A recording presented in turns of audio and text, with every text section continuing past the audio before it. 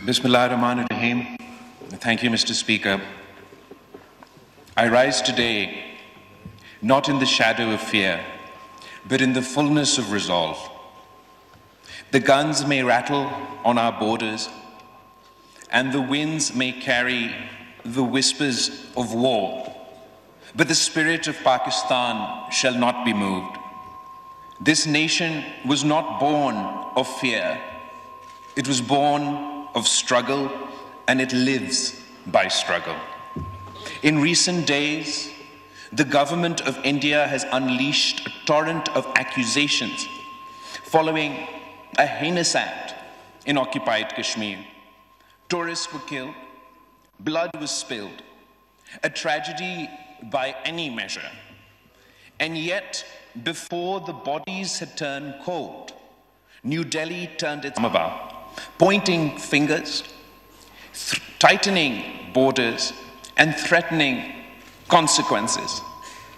Let me make this solemn declaration before the people of Pakistan and the world. Pakistan had no hand in that crime.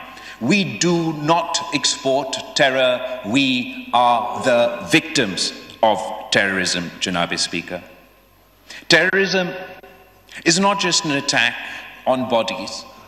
It is an attack on truth, on peace, and on civilization itself. And yet, what is terrorism? Is it merely the act of a deranged gunman or a bomb in a marketplace? No. It is the silence of the world when injustice reigns. It is the boot on the neck of the oppressed. It is the bulldozer that raises a home in the dark, and it is the curfew that lasts not hours but decades.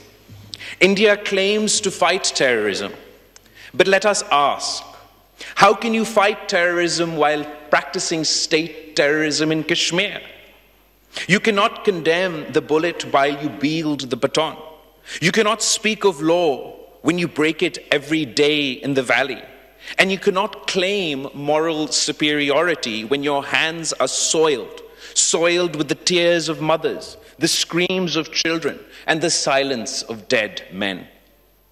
Mr. Speaker, Pakistan has suffered from terrorism, foreign-sponsored, ideologically driven, and brutally indiscriminate. We have buried our soldiers and our school children. We have stood alone, bleeding, while the world averted its gaze. We have fought the menace not only with arms, but with ideas, with education, with economic reform, and with unity. And so, I say this to India and the world. Terrorism cannot be defeated by tanks alone. It must be defeated by justice. Terrorism cannot be uprooted by bullets. It must be disarmed by hope. And terrorism cannot be eliminated by demonizing nations. It must be defeated by addressing the grievances that give it birth. Do you wish to end the violence in Kashmir? Then let the people speak. Let there be a plebiscite, not persecution. Let there be ballots, not bulldozers. Let there be autonomy, not annexation. That is the only path to peace. No lie, no bullet, no ban will bury the truth. Kashmir is not India's territory. It is a promise broken, a wound festering, and a people waiting. India expects 200 million people of Pakistan to account for the actions of terrorists they are still unable to name, while India has yet to account for Kulbhushan Yadav, whose name and rank within India's armed forces is on the record. India's accusations that Pakistan is involved in terrorism is stale, based on history, not on ground realities, based on fiction, not on fact. India has become the boy that cries wolf in South Asia, Mr. Speaker. Pakistan has proven India's involvement in terror, not only through proxies, but through their armed forces, not just on our soil, but India's hands are stained with blood from Sri Lanka to Canada and beyond. India must abandon terrorism as a tool of its foreign policy. In order to free this region from terror, India and Pakistan must work together, or else we are dooming future generations to suffer this menace.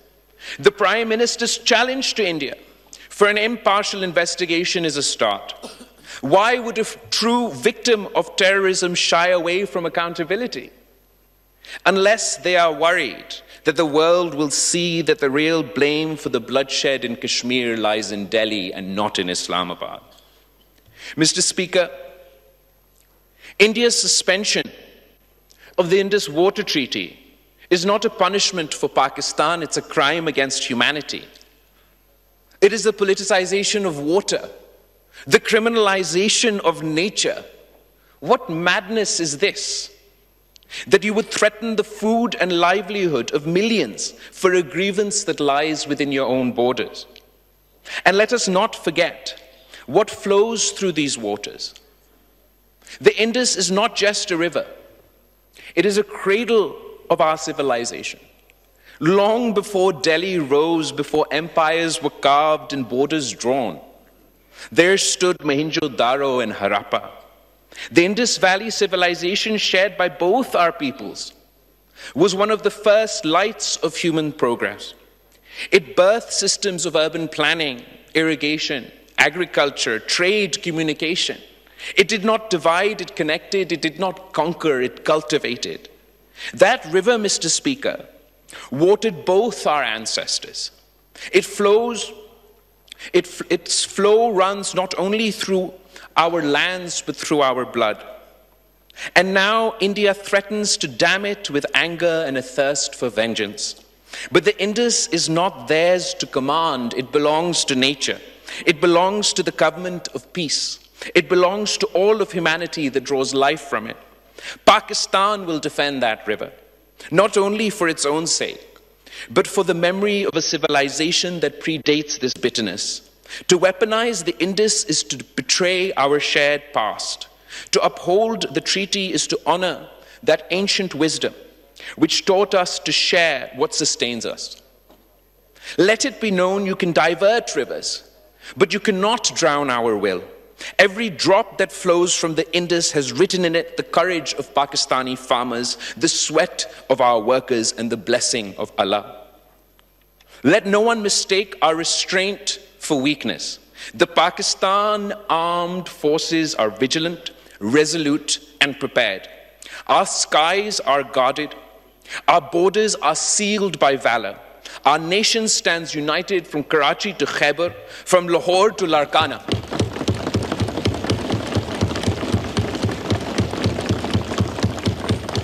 The sword we yield is only drawn when peace is threatened, but when drawn, it does not miss. And to the people of Pakistan, I say, this is not a time for despair. It is a time for resolve.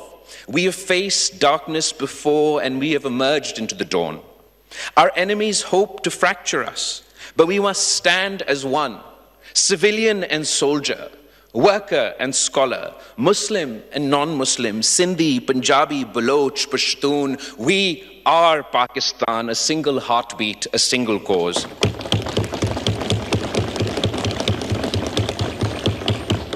Mr. Speaker, history watches us now. Let us not falter. Let us remind the world that Pakistan is not a footnote in South Asia, it is its conscience. We are not the accused, we are the aggrieved. And yet, we do not seek revenge. We seek recognition. Recognition of Kashmir's right to self-determination. Recognition of our sovereignty. And recognition that peace must be earned through dignity, not dictated through fear.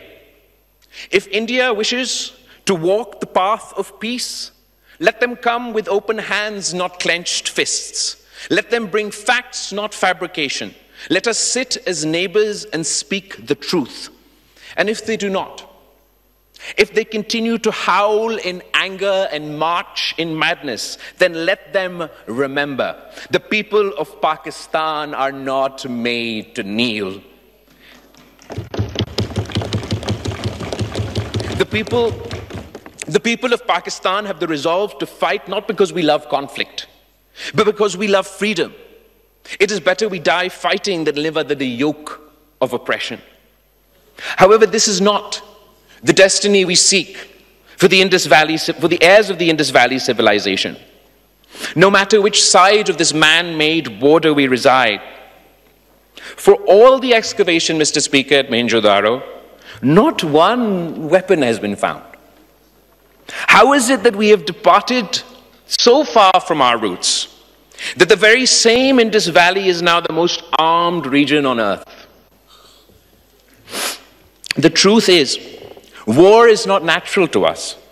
It has been imposed on us generation after generation, not in the interest of our people, but in the interest of colonizing powers. It is up to both countries to free ourselves from the confines of conflict and pursue the path to peace and prosperity. So let India decide. Will it be dialogue or destruction? Cooperation or confrontation? History shall record not only their choice, but ours. And let that history show that Pakistan stood at the crossroads of provocation. That when Pakistan stood at the crossroads of provocation and principle, we chose principle. And in choosing it, we chose honor, peace, and victory. Pakistan, Zindabad.